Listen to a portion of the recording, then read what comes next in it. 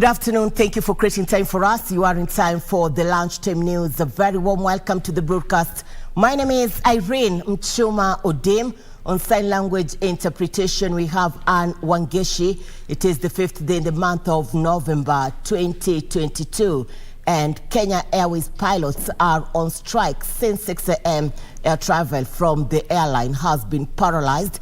This as mitigation efforts on drought in the country began across the country. We have Ben Chumba on the pilot strike bit, and Zainab Said will be bringing us a live link in this broadcast on the state of drought in the country.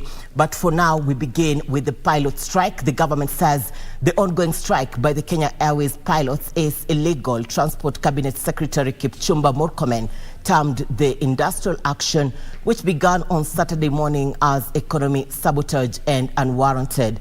This as Kenya Airways Chief Executive Officer Alan Kilavuka issued a 24 hours ultimatum for the striking pilots to resume work or face disciplinary action.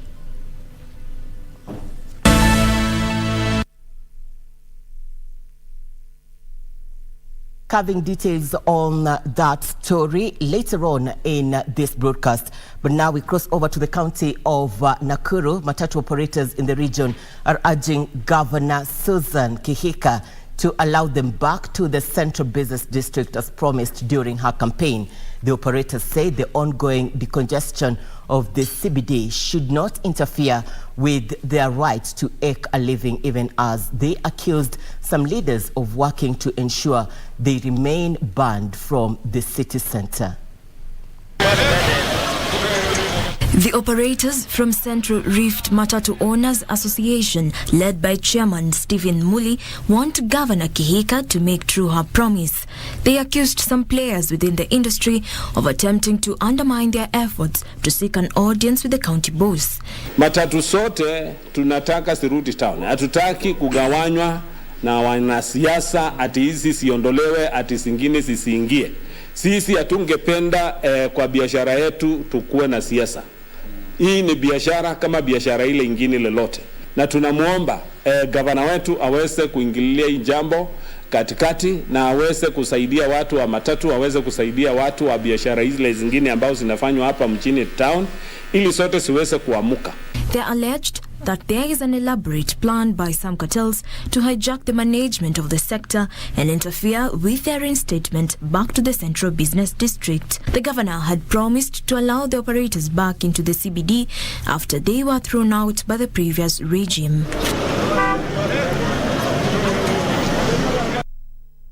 Traders at the Ngong Ultra Modern Market are protesting electricity disconnection over unpaid bills by the Kajiado County government. The multi-million shillings two-story market has not had power for the last 1 week. Among those adversely affected are small businesses with offices in the facility, which hosts 2,300 stalls. Traders say if not urgently addressed, the situation predisposes them to theft, with many concerned about their security and that of their property. Tunaambiwa ni bill ya Kenya Power ndio ilifanya wakati stima. Na sisi tunalipa ushuru every day. Nalipa 30 bob ila kibanda. Na ukizunguka hii soko inakuwa vibanda zaidi ya 2,000. Sasa ile pesa tunalipa 30 shillings. Tunashindwa inafanya kazi gani kama stima hatulipiwi na county. Tunafanya kazi ya typing, printing, lamination na kazi ya maagent. Sasa nilikuwa naomba serikali ituwekee sola. Juu sasa hii mashini zikizima, mimi nabidigi niende home. Sasa tangu stima ipotee, mashini ndio hizi zimekaa hapa bure, hakuna kazi nafanyaga. Hata sioni vitu pali ziko.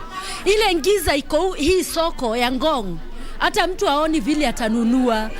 Sasa ile hata leo nimekuta wameakisha hata kando. Hiyo kando ndio ninaangalia, ndio ninunue. Hata mtu anashindwa pali atapita. Tunaomba serikali tafadhali. Hii soko ya Ngong tafadhali ni soko kubwa sana. Tunaomba hii soko iweko stima. Hilo jambo la kubadilisha kutoka kwa mambo ya umeme wa stima kwa to solar ni jambo ambalo limekuwa likishughulikiwa, na tunajua ya kwamba hivi karibuni tutakuwa na mpango huo wa kutumia solar ili kuweza kukua na mpango ambao utakuwa sustainable. Kwa hivyo nawaomba muweze kukua na subira na hili jambo litashughulikiwa haraka iwezekanavyo na kwa dharura. Farmers in East Africa have been encouraged to utilize new farming methods and mechanized conservational agricultural practices and means to improve food security. Among the tools proposed is a reaper, which is an ox-drawn tool that does minimum tillage and allows the retention of nutrient-rich topsoil. Stakeholders in the East African region conference on food security that was held in Embu noted that introducing reapers is one of the ways farmers in Ethiopia have been working to combat a hunger crisis. They said that conservation of agriculture also encourages the use of appropriate, affordable, and locally available fertilizers and herbicides and the planting of diverse crops. So that they can share ideas with each other, learning from each other, sharing technology as well. One of the things that we demonstrated today was a plow which is traditional in Ethiopia, but it's not used in other places in East Africa. So we're using it to implement conservation agriculture, and we've taken it from Ethiopia and we've introduced it to farmers here in Kenya, in Tanzania, and in Uganda. Conservation agriculture is one of the main strategies or approaches that we are using to promote to farmers throughout Eastern Africa and throughout Sub-Saharan Africa, I should say, which involves planting crops without disturbing the soils and trying to keep them covered so that they're protected from moisture loss and from soil erosion and those kinds of things. And Nyandarua County Woman Representative Faith Gitau is calling for concerted efforts to support special schools, saying majority of them are experiencing a myriad of challenges, especially with the drought situation in parts of the country. Speaking while distributing relief food at Kimaru and Konjora special schools in Deragwa constituency, Gitau said there is need for the government and well-wishers to support the institutions with food and hiring of qualified teachers, among other essential requirements.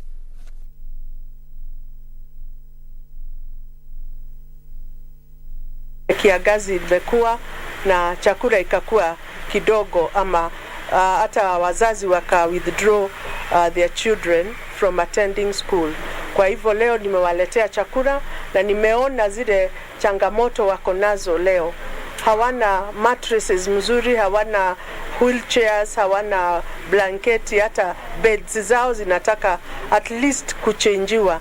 Kwa hivyo nataka kushukuru Safaricom, at least they have really been of very great help, na naomba watu wengine wakuje tushikane nao tusaidie hii shule ndio watoto wale wote wako area hii wako na disability wawe wanakuja huku bila shida yoyote, na nitazunguka shule zote za zile ziko kama hii in Nyandarua, nitawapelekea chakula na nitaangalia zile shida zote wako nazo, zote tutaangalia na zote tutatatua.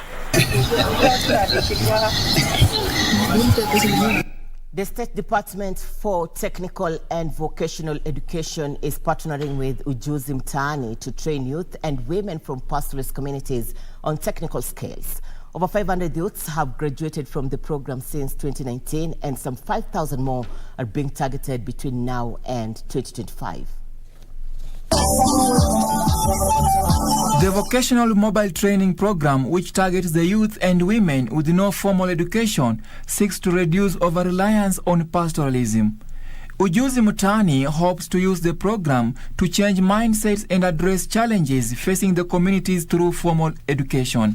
59 youths and women are graduating in 3 different courses that includes hairdressing and beauty therapy, tailoring and dressmaking, and also motorcycle repair and maintenance.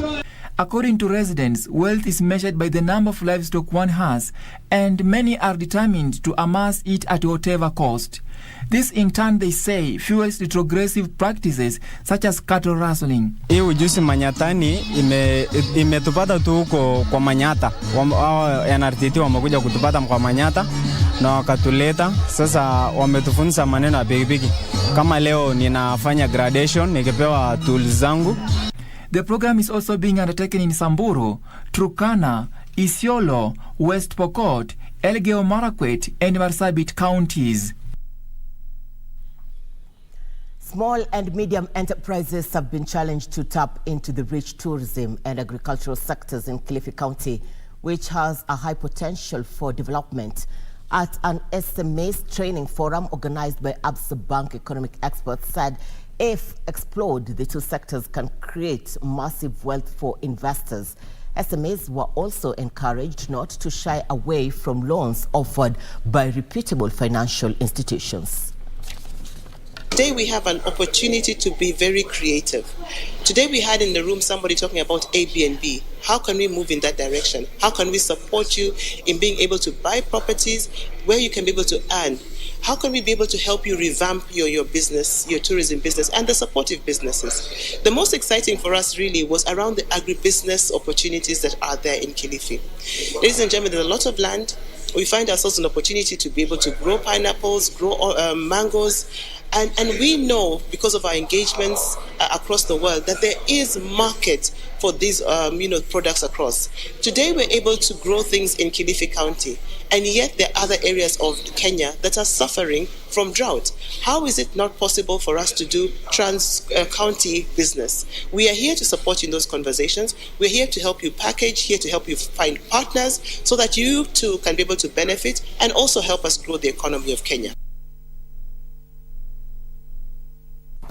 Glad you're watching the Lunchtime News on this 5th day in the month of November 2022. You're taking a short commercial break. We'll be back with more news, including sports. Stay with us.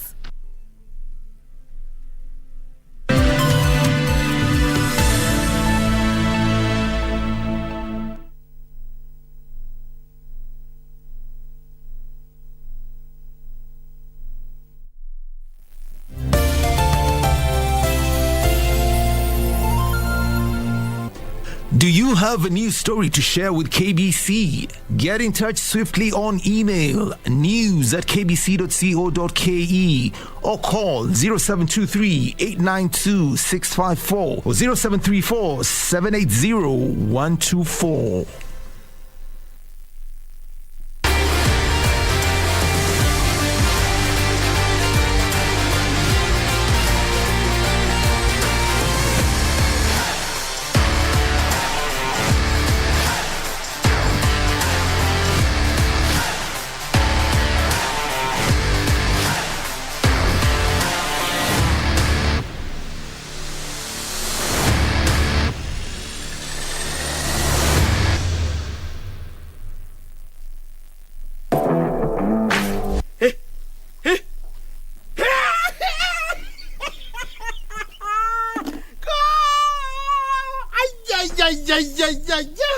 Yakisi World Cup ni tamu.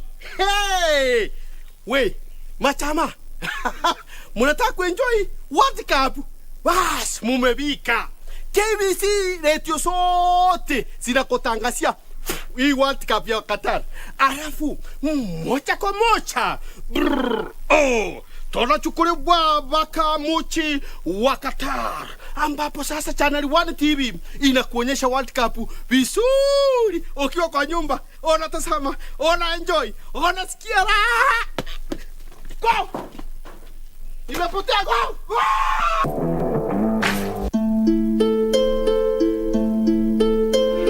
Dad, that's all I have here. I'll be back with more money once I've earned some more.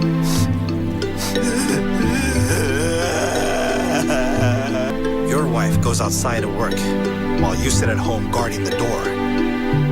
What are you thinking? If my army buddies found out that we've been classified as low income... Didn't expect this would happen to you. How could I face them? It means I've achieved nothing in my life. Yang! Yang Jun! Yang Chun! I can't see you!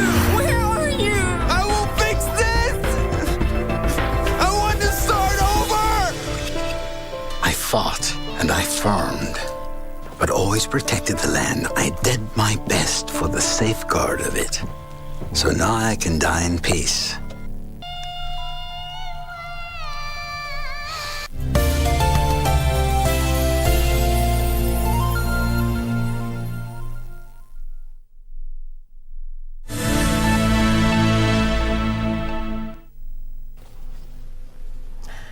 Welcome back. Glad you're watching the Lunchtime News. Continue interacting with us on all our social media platforms at KBC Channel 1.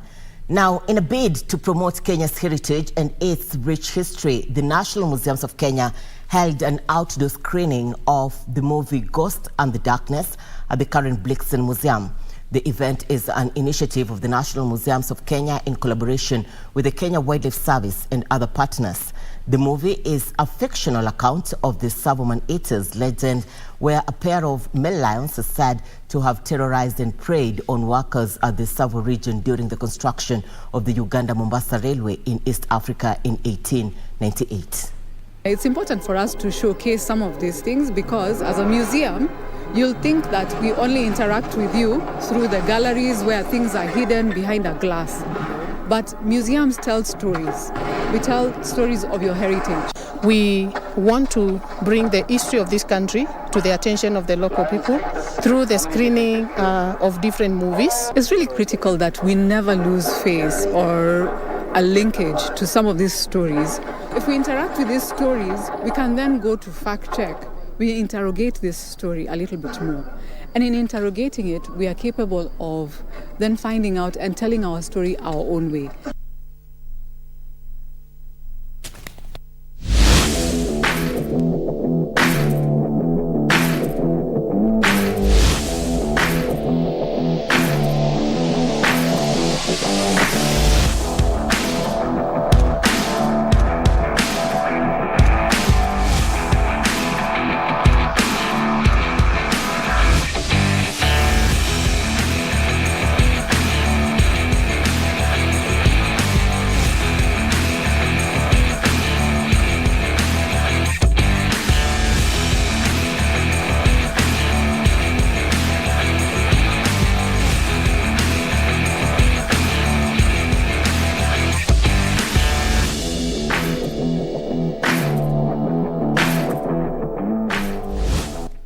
Welcome to Channel 1 Sports News. Defending champion Albert Korir and Great North Run champion Helen Obiri will lead Kenyan charges at this year's New York City Marathon slated for Sunday. Obiri, who is currently based in the USA, will make her marathon debut in New York. Kenya's Albert Korir is tipped among favourites to win this year's race. The defending champion's main threat would appear to be Evans Chebet, fastest in the field with a personal best of 2 hours 3 minutes, who is making his New York debut after winning at Boston earlier this year.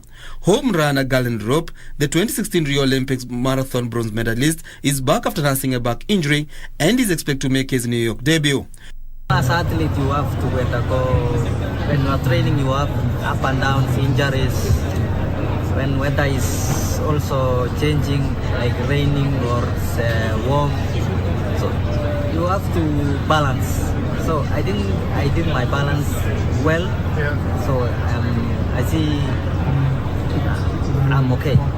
Obiri, who won her second successive Great North Run title in September in 1 hour 7 minutes 5 seconds, believes her background in track, where she has won 2 World 5,000 meters titles and cross country, in which she won the world title in 2019, will give her the push to chase a podium finish.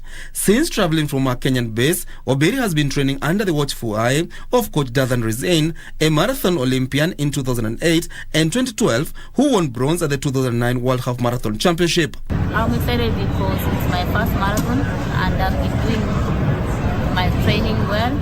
So I'm looking forward also to do my best on Sunday and probably to win the race. That won't be challenged at all. She's just going to miss. Ethiopia's world champion and 2021 Berlin Marathon champion Gotetum Gebreselassie will also line up in the women's category. Yet again, it's not highly. Remember the name. It's Gotetum Gebreselassie. Brilliant, she punches the air. The absence of Kenya's Olympic champion Perez Jepchirchir means only one past winner, 2010 champion Edna Kiplagat, will feature in the women's race. All right, FIFA top officials have urged the 32 teams preparing for the most political World Cup in the modern era to focus on the game in Qatar and avoid handing out lessons in morality amid growing activism by teams and protest by rights groups.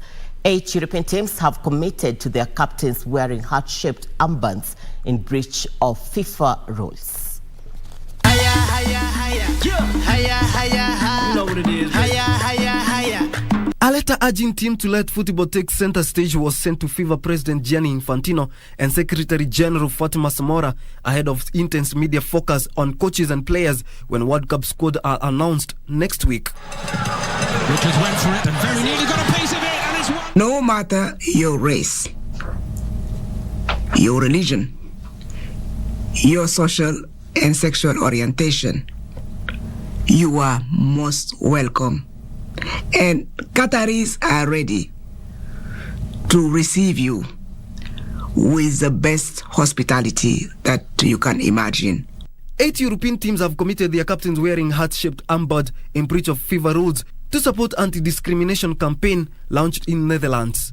Meanwhile, Ecuador's forward Enner Valencia will be playing in his second World Cup, having been part of 2014 campaign in Brazil and is leading scorer with 35 goals in 74 games. These two have produced major victories over 2 tournament favourites. Ecuador will be aiming for their best ever World Cup campaign when they kick their campaign against Qatar in November 20th and later face Netherlands and Senegal in Group A. The tricolor has featured in 3 previous World Cups, with the best performance coming in 2006 edition in Germany when they reached in the last 16. Campana! It's been turned in, and the question is whether the goal's going to stand, and it looks like it might. Meanwhile, France will arrive at 2022 World Cup in Qatar, Hungary to defend their title they lifted 4 years ago in Russia. After winning 2018 World Cup, France also won UEFA Nations League in 2021 but was knocked out in round of 16 at postponed Euros. Didier Deschamps' side will also go into 2022 World Cup having won just one of the last 6 games. It is France! And will be counting on their players to set up when it matters most. Qatar. King Orimwangi for Channel 1 Sports.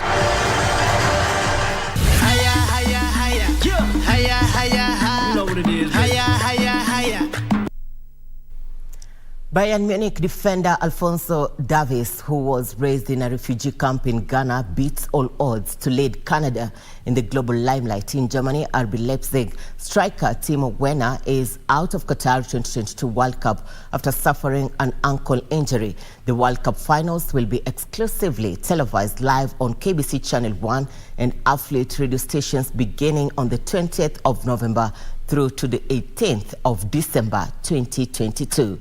World Cup, Eco KBC. Higher, higher, higher, higher, higher. You know what it is. Higher, higher, higher, higher. Rodriguez back to Davis.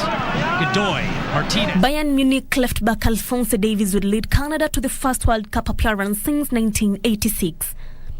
The 22-year-old was raised in a Ghana refugee camp and will be hoping to lead his team to glory in this year's World Cup finals in Qatar. Elsewhere, Germany national soccer team will be without their star striker Timo Werner in Qatar after he suffered an injury against Shakhtar Donetsk in the Champions League on Wednesday. The 26-year-old has scored 24 goals in 55 appearances for Germany. Fourth. In Spain, Barcelona midfielder Pedro González Lopez, simply known as Pedri, is ready to lead a young Spain side in Qatar. The 19-year-old was a key part in Spain's run to the semi-finals of the European Champions last year and won both the 2021 Golden Ball and Copa Trophy, awarded to the best player under the age of 21. The winner is Pedri.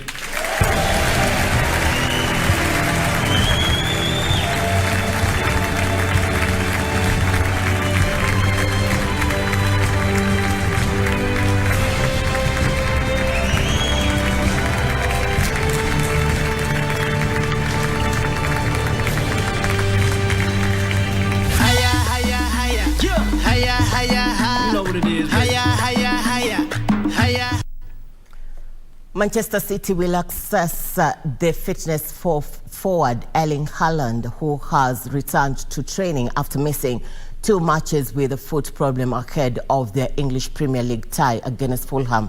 Meanwhile, Leeds winger Luis Sinistera is expected to be ruled out until after the World Cup